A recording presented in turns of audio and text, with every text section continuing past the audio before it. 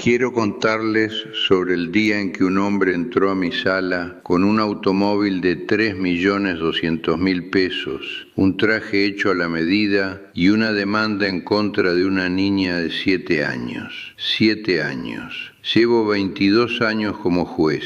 He visto la codicia disfrazada de muchas formas. He visto la crueldad con una representación legal impecable. Pero nunca, ni una sola vez en 2 décadas en este estrado, había bajado la vista hacia un expediente y leído el nombre de una niña en la columna del demandado. Una niña que, según todos los testimonios, no había hecho nada más peligroso que extender la mano para tocar algo hermoso, porque nunca había visto nada parecido en su corta, difícil y honesta pequeña vida. El padre estaba sentado frente a mí con un saco que no le quedaba bien. Sus manos eran las manos de un hombre que había trabajado todos los días de su vida adulta. Sostenía una libreta. Había escrito cosas en ella la noche anterior, cosas que creía necesitar decir para ser creído. Nunca la abrió, porque lo que salió de su boca cuando le hice la única pregunta que lo cambió todo fue algo que ningún abogado habría podido redactar, algo que ningún expediente había anticipado, una verdad tan silenciosa y tan pesada que silenció a cada persona en esa sala, incluido el hombre del traje hecho a la medida, que había llegado esa mañana completamente convencido de que ya sabía cómo iba a terminar el día. Estaba equivocado. El padre había entrado a mi sala aterrorizado. El hombre del Ferrari había entrado buscando dar una lección. Ninguno de los dos salió como entró. Si las historias sobre justicia, verdades ocultas y los momentos que te recuerdan lo que las personas realmente valen mueven algo en ustedes, suscríbanse a este canal y activen la campanita. Déjenme un comentario diciéndome desde dónde nos ven y qué hora es en su ciudad. Los leemos todos. Ahora déjenme contarles lo que realmente ocurrió en esa sala. Hay casos que uno carga mucho tiempo después de que cae el mazo. No los homicidios, no los fraudes, no los hombres que me miraron a los ojos y mintieron con una serenidad que habría impresionado al mejor jugador de póker. Esos casos uno aprende a dejarlos ir. Se desarrolla una especie de distancia profesional, no crueldad, solo distancia. Un cirujano no llora sobre cada incisión, pero luego están los otros, los que llegan un martes ordinario por la mañana, sin nada dramático, sin más arma peligrosa que un papel y la dignidad insoportable de un hombre. Esos no se van. Se convierten en parte de la arquitectura de quien uno es. Se instalan de forma permanente en algún lugar detrás del esternón, y algunas noches, cuando la casa está en silencio y el café se ha enfriado, uno se encuentra sentado ahí con ellos otra vez. Llevo 22 años como juez. Antes de eso, pasé 11 años como defensor de oficio en una ciudad que necesitaba más defensores públicos de los que su presupuesto podía pagar. He estado frente a frente con adictos, con personas desesperadas, con los genuinamente peligrosos y con los genuinamente inocentes. He visto a la ley funcionar exactamente como fue diseñada para funcionar, y la he visto fallar de maneras que me hicieron querer colgar la toga y no volver jamás. No la colgué. Aquí sigo. Pero les digo esto, el caso que estoy a punto de describir es el que recuerdo cuando intento explicarle a mis nietos qué significa realmente la justicia. No lo que dicen los libros de texto, lo que significa en la realidad, en la práctica, en lo humano. Ocurrió un martes de octubre. El juzgado funcionaba como funcionan los juzgados viejos en las mañanas frías, lento y a regañadientes,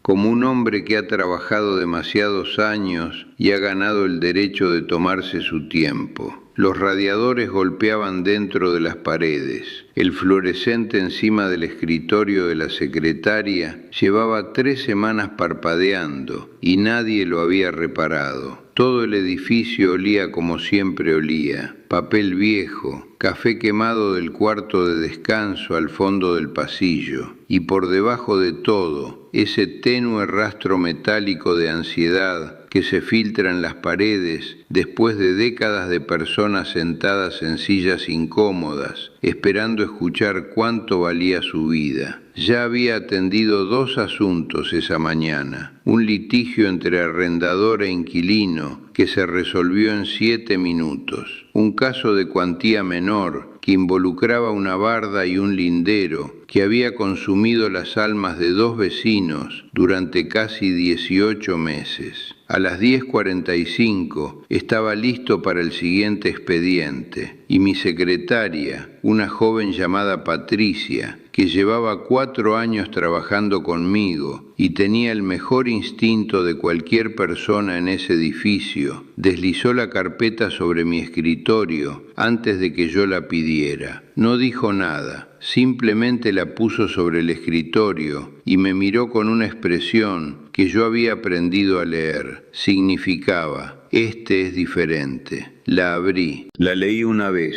Luego la leí de nuevo, más despacio, de la manera en que uno relee algo cuando el cerebro se niega a aceptar que las palabras significan lo que claramente significan. Luego me quité los lentes, los puse sobre el escritorio y presioné mis dedos contra el puente de mi nariz por un largo momento. Una acción civil. Demandante: Rodrigo Castellanos. Demandado: Martín Vargas, actuando como tutor legal de Valeria Vargas, menor, edad 7 años. Daños reclamados: 185.000 pesos. Causa: un raspón de aproximadamente 11 centímetros de longitud, infligido sobre el cofre de un Ferrari 488 Spider, valor estimado en 3.200.000 pesos. El raspón, según el escrito de la parte demandante, había sido ocasionado por la hija menor del demandado al arrastrar su dedo sobre la superficie del vehículo mientras se encontraba sin supervisión en un estacionamiento privado. Me quedé con eso un momento. 7 años. Me volví a poner los lentes. Me levanté. Salí a la sala. Patricia llamó el asunto. La puerta del fondo se abrió y observé cómo los 2 hombres entraban desde direcciones opuestas, como si la propia sala hubiera sido dispuesta para mostrarle a uno todo lo que necesitaba saber antes de que se pronunciara una sola palabra.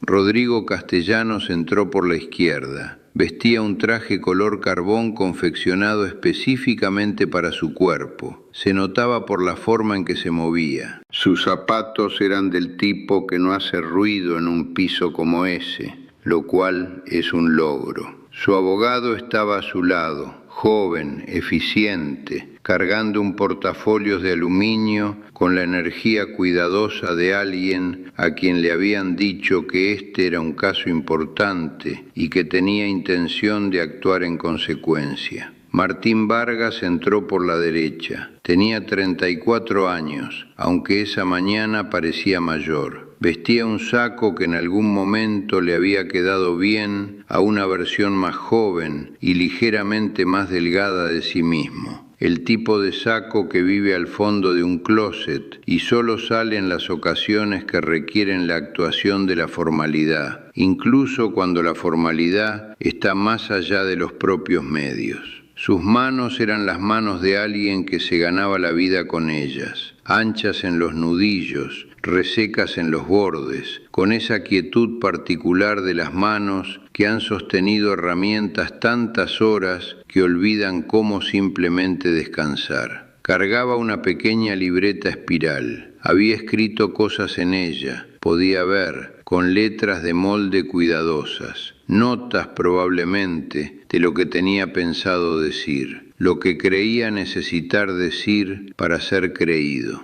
Se sentó, colocó la libreta sobre la mesa frente a él. La miraba en lugar de mirarme a mí y pensé, conozco a este hombre, no personalmente, pero sabía lo que estaba cargando al entrar a esta sala. Lo había visto en cientos de rostros en 22 años. Era el peso específico de una persona que no ha hecho nada malo y que está aterrorizada de que eso no vaya a importar. El fluorescente encima del escritorio de la secretaria parpadeó una vez, 2 veces, luego se sostuvo. Llamé al orden en la sala. El sonido del mazo en ese espacio, un sonido que he producido miles de veces en mi carrera, nunca se ha vuelto rutinario para mí. La gente cree que lo haría. Imaginan que la repetición vacía de significado al ritual. Pero cada vez que esa madera golpea la madera, siento que la sala cambia. El aire se transforma. Las conversaciones mueren a media sílaba. Las personas que miraban sus teléfonos levantan la vista. Algo antiguo y serio recorre el espacio. Un recordatorio de que lo que sucede aquí no es ordinario. Que las palabras pronunciadas aquí tienen un peso que las palabras pronunciadas en otros lugares no tienen.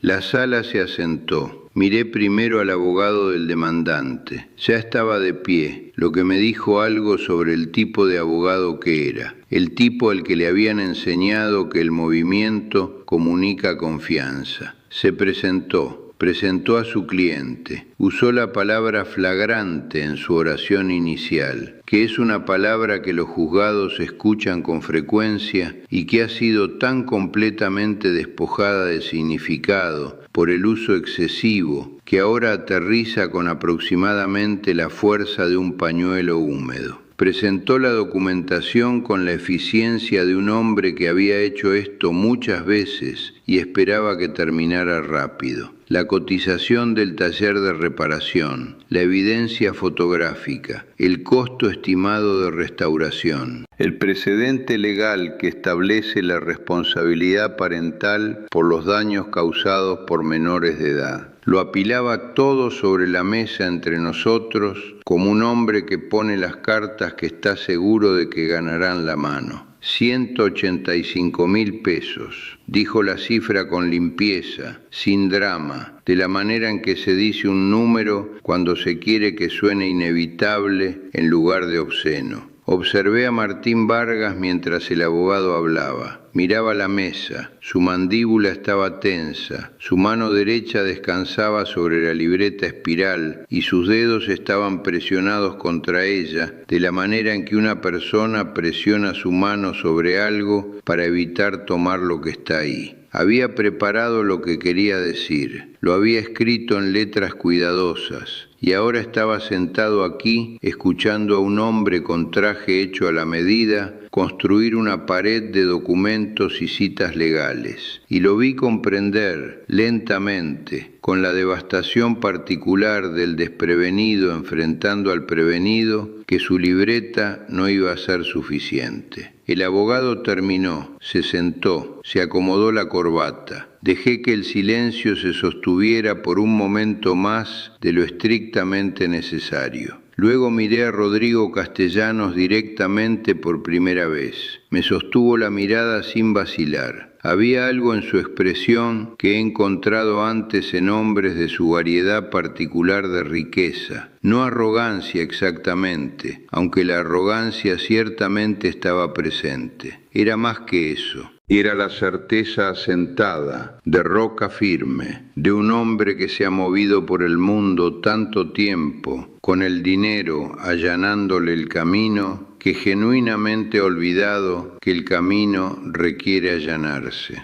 Me miraba de la manera en que la gente mira un trámite que espera completar a tiempo. No estaba nervioso, no tenía razón en su estimación para estarlo. Tenía los documentos, tenía al abogado, tenía la ley, tenía, en otras palabras, todo excepto lo esencial. Tomé el expediente y leí la acusación central en voz alta para el registro. Una niña de 7 años, un dedo arrastrado sobre el cofre de un automóvil, 11 centímetros, 185.000 pesos. Los dedos de la estenógrafa se movían de manera constante sobre su máquina. Dejé el expediente. Señor Castellanos, dije. Su documentación establece que usted rechazó la oferta del demandado de acordar un plan de pagos por los daños. ¿Es eso correcto? Su abogado se inclinó ligeramente hacia adelante, pero Castellanos respondió antes de que el hombre pudiera intervenir. Así es, su señoría. ¿Puede decirme por qué? Hubo una pausa, no larga, pero suficiente, porque aceptar un acuerdo de pagos no era la respuesta apropiada a la situación, dijo. Tiene que haber consecuencias. La gente necesita entender que la propiedad tiene valor, y ese valor necesita ser respetado. Si hubiera aceptado su oferta, no habría lección aprendida. No anoté nada, simplemente lo miré. Una lección, había dicho. Había traído al padre de una niña de 7 años a un juzgado,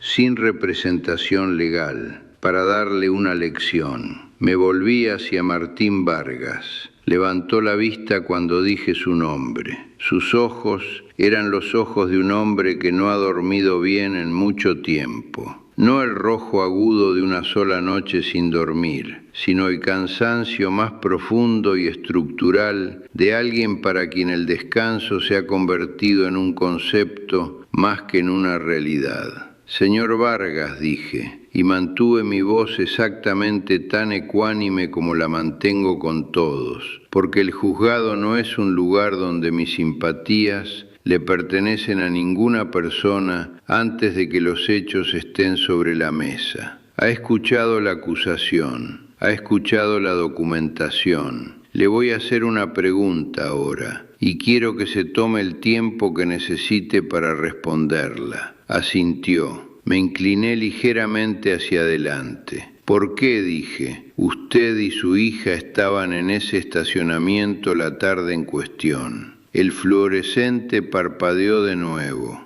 La máquina del estenógrafa se detuvo. Martín Vargas miró hacia abajo, a su libreta. Luego me miró de nuevo y observé que algo ocurría en su rostro. No un derrumbe, no un colapso, sino una especie de rendición silenciosa a la honestidad, de la manera en que una persona luce cuando ha decidido que la pretensión cuesta más de lo que puede pagar. Abrió la boca y la sala, sin que nadie se lo pidiera, quedó completamente en silencio. No alcanzó la libreta. Cualquier cosa que hubiera escrito en ella, cualquier secuencia cuidadosa de hechos que hubiera armado en su cocina la noche anterior, sentado bajo una lámpara que probablemente necesitaba foco nuevo, tratando de construir una defensa con lenguaje sencillo y buenas intenciones, la dejó sobre la mesa. Me miró a mí y habló de la manera en que habla la gente cuando se ha quedado sin la energía necesaria para hacer otra cosa que honesta. Estaba trabajando, dijo. Hay un edificio en la calle Insurgentes, Torres del Ángel. Estaban recableando el piso 14. Era un trabajo de 3 días. Ese era el día 2. Asentí, no dije nada. Existe un tipo específico de silencio que invita a una persona a continuar, y he pasado 22 años aprendiendo a sostenerlo. Mi mamá iba a cuidar a Valeria, cuida a mis 2 hijos casi todos los días cuando no hay escuela, pero esa mañana, temprano, como a las 5:30, me llamó desde el hospital. Se había caído la noche anterior, la cadera, la iban a operar a las 7. Hizo una pausa. Tiene 71 años. La sala contuvo el aliento. No encontré a nadie más. Mi vecina trabaja de noche, estaba durmiendo. La señora de la escuela de Valeria, que a veces me ayuda, no contestaba. Llamé a 4 personas. Se detuvo, miró sus manos. Sé que no debía haberlas llevado a la obra, lo sé, pero no podía faltar al trabajo. No me pagan si no voy. No hay incapacidad, no hay. Se detuvo. Volvió a empezar. Tengo 2 hijos. Emilio tiene 9, Valeria tiene 7. Somos solo nosotros. Dejé que esa frase existiera en la sala por un momento, sin apresurarme a dejarla atrás. Somos solo nosotros. 4 palabras. El peso completo de una vida comprimido en una unidad gramatical tan pequeña que podría pasarse por alto si uno no estuviera prestando atención. Valeria se quedó en el vestíbulo, continuó. El guardia, un señor llamado Don Beto, dijo que le echaría un ojo. Tenía su mochila, sus libros para colorear, unas galletas. Estaba bien, es una niña buena.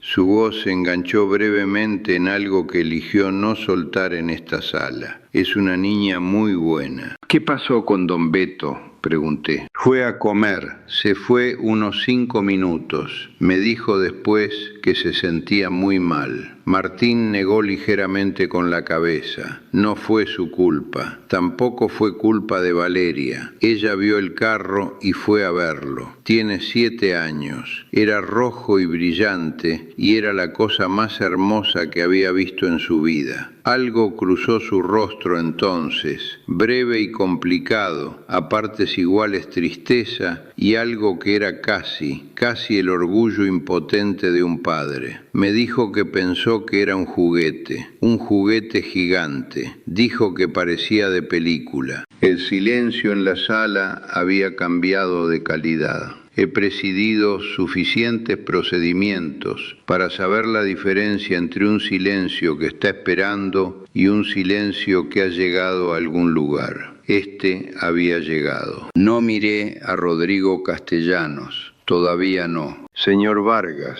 dije. Cuando el representante del señor Castellanos se comunicó con usted sobre los daños, ¿qué ocurrió? Fui a ver el raspón yo mismo. Estaba ahí, no lo disputo. Era un raspón, como de este tamaño. Levantó las manos, indicando una longitud que en cualquier otro contexto habría sido completamente sin importancia. Le dije que lo sentía. Le dije a Valeria que se disculpara, y lo hizo. Lloró. No entendía del todo qué había hecho mal, pero sabía que el señor estaba enojado y lloró. Apretó los labios. Ofrecí pagar. Dije que me llevaría tiempo, pero que pagaría cada peso. Le pregunté si podíamos llegar a un acuerdo. Y su respuesta, Martín Vargas miró la mesa por un momento. Dijo que un plan de pagos no era suficiente, que lo que yo necesitaba era entender que las acciones tienen consecuencias, que necesitaba sentirlo. Levantó la vista, y una semana después me notificaron con la demanda. Escribí una línea en el blog frente a mí. Escribo cosas no siempre porque necesite recordarlas, sino porque el acto de escribir me da un momento para asegurarme de que lo que estoy a punto de decir es lo que realmente quiero decir. Luego dejé el bolígrafo, me quité los lentes e hice algo que rara vez hago en procedimientos activos. Me puse de pie, no para retirarme, no para señalar un receso. Me levanté porque lo que necesitaba decir a continuación requería que yo estuviera de pie, de la manera en que ciertas verdades requieren más de tu cuerpo de lo que permite estar sentado. Miré a Rodrigo Castellanos por un largo momento.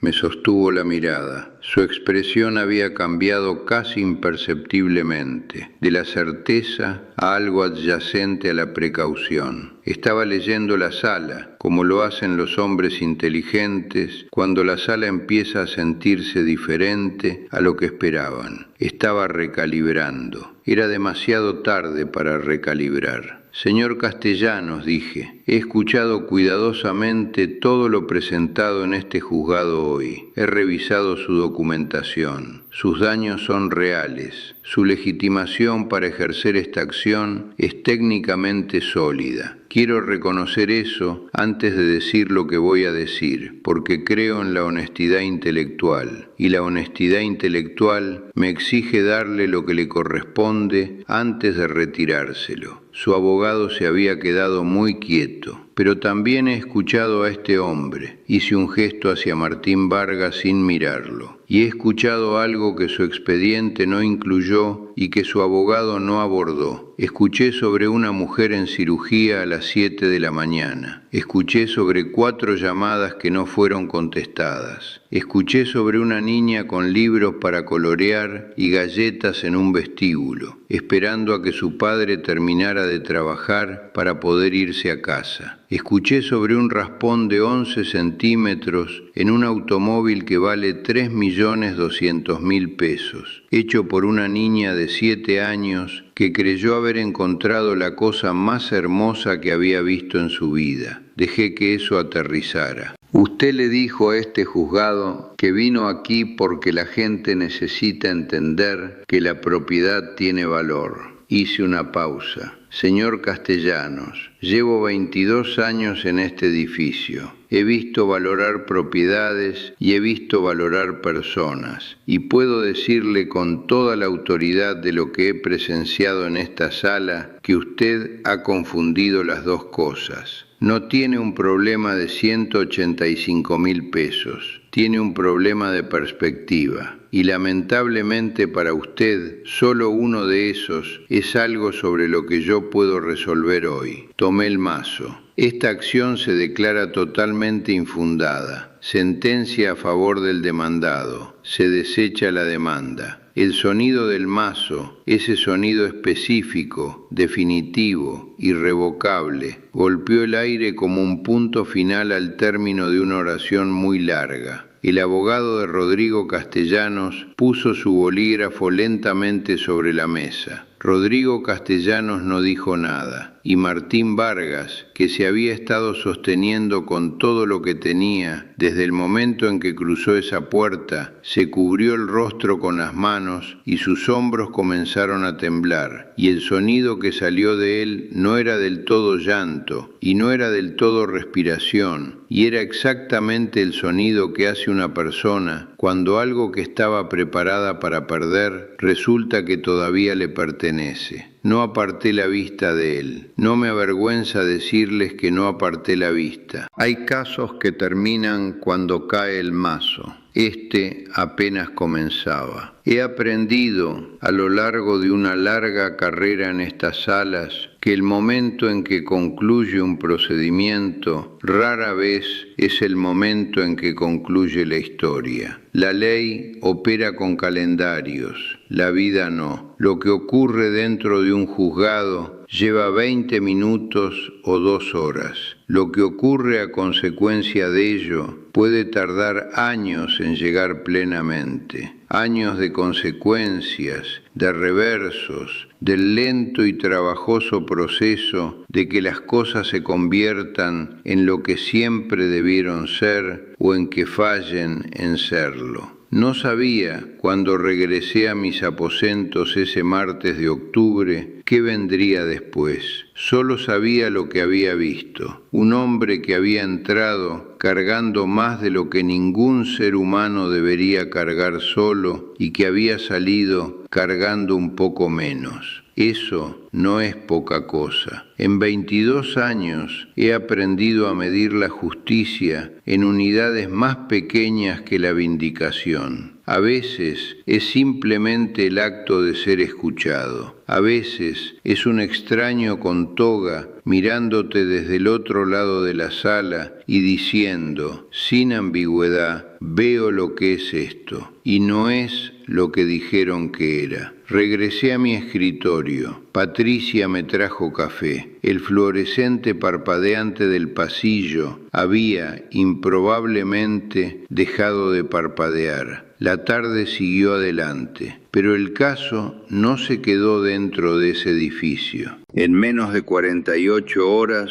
una grabación del procedimiento realizada por un periodista local que había estado al fondo de la sala cubriendo un asunto distinto, había sido publicada en Internet. No me enteré de inmediato. No soy un hombre que monitorea sus propias apariciones en la red, en parte por preferencia y en parte por un entendimiento práctico de que un juez que lee su propia prensa se convierte, con el tiempo, en un juez que actúa para su propia prensa, y esa es una corrupción que siempre me he determinado a resistir. Pero Patricia me lo dijo. Entró a mis aposentos el jueves por la mañana con su teléfono vuelto hacia mí y una expresión que intentaba con mucho esfuerzo ser profesional y no lo lograba del todo. El video había sido visto, en ese momento, 4 millones de veces. Al final de la semana eran 11 millones.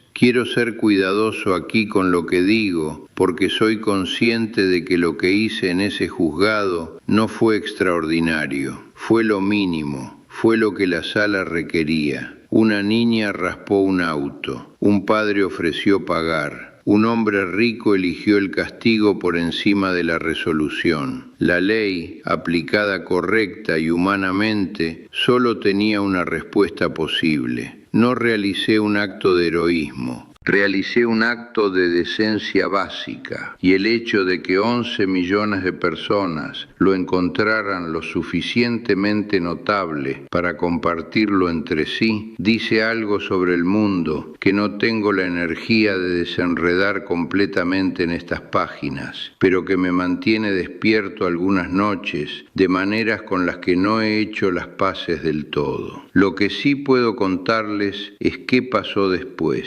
Rodrigo Castellanos no apeló. No sé si fue consejo de su abogado, el llamado de sus propios instintos más sensatos, o simplemente el reconocimiento de que un hombre que ya se ha convertido en el villano de 11 millones de tardes de martes tiene poco que ganar con un segundo acto. Su empresa, una constructora mediana que había construido su reputación en parte sobre contratos residenciales de lujo, comenzó a perder clientes a los 10 días de la difusión del video. 3 contratos significativos fueron retirados discretamente. Una fundación de beneficencia, en cuyo consejo él participaba, aceptó su renuncia. Me enteré de estas cosas de la manera en que uno se entera de las cosas en una comunidad jurídica pequeña, a través de los canales cuidadosos y de segunda mano del chisme profesional, que ni busco ni desaliento del todo. No me produce placer reportar esto. Quiero ser preciso al respecto. Lo que le ocurrió a la reputación profesional de Rodrigo Castellanos no fue justicia, fue consecuencia, que es algo diferente. La justicia ya había ocurrido en ese juzgado un martes por la mañana. Lo que siguió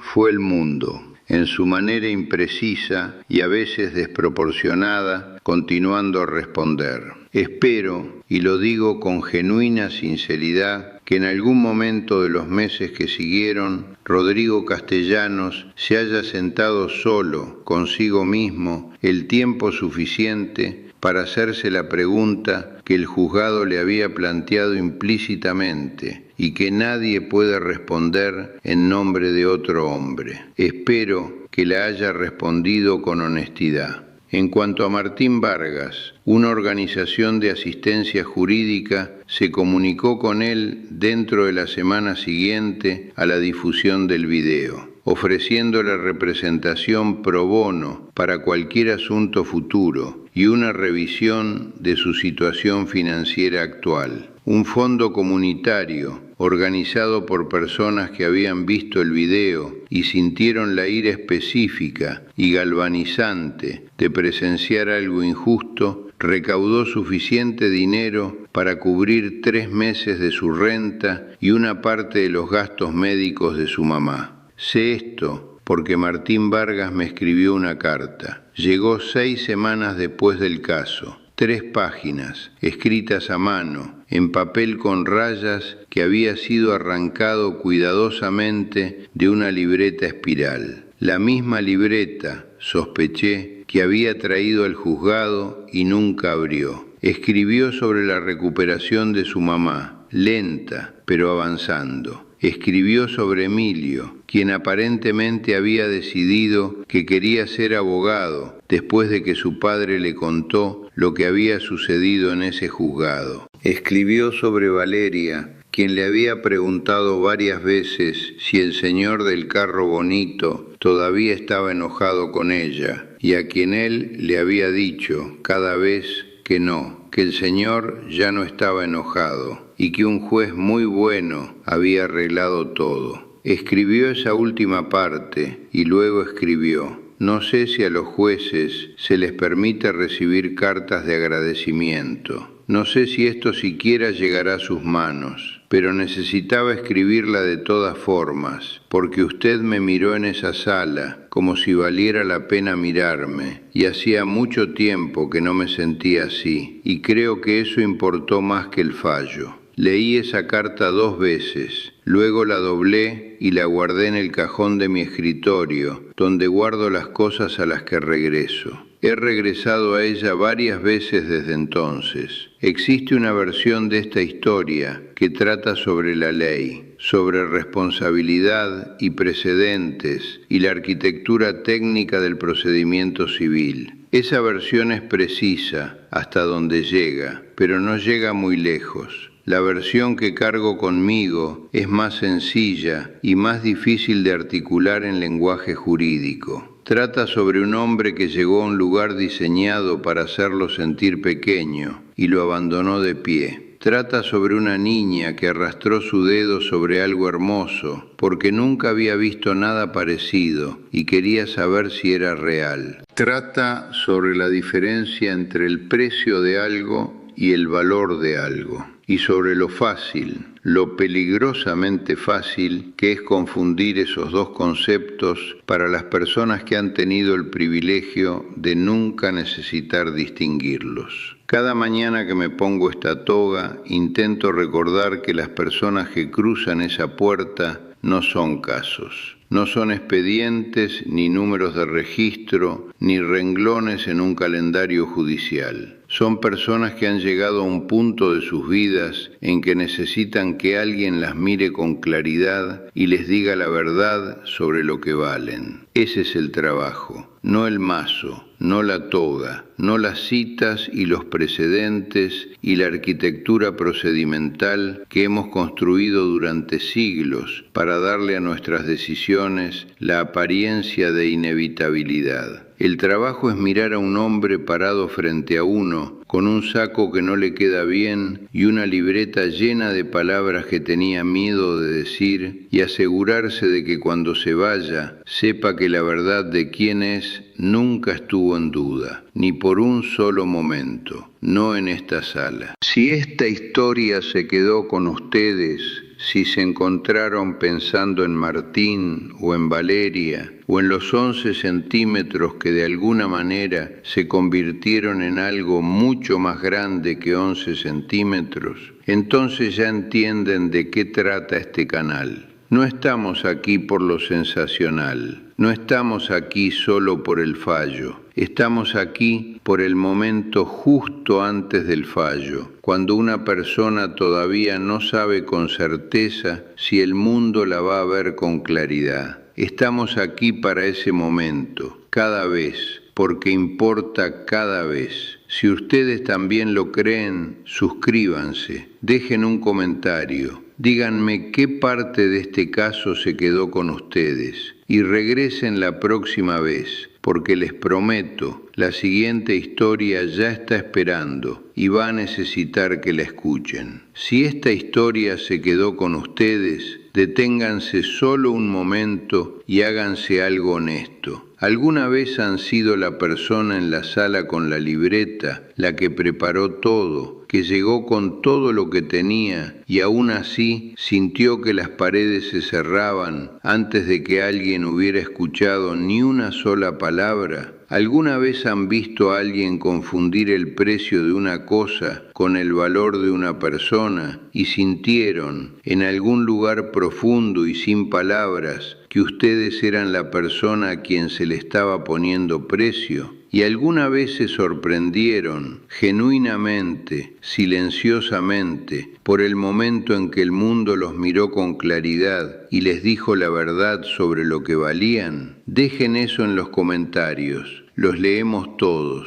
Y si creen en historias sobre dignidad, sobre justicia y sobre el tipo de compasión que no cuesta nada y significa todo, suscríbanse a este canal. La siguiente historia ya está esperando y necesita que la escuchen.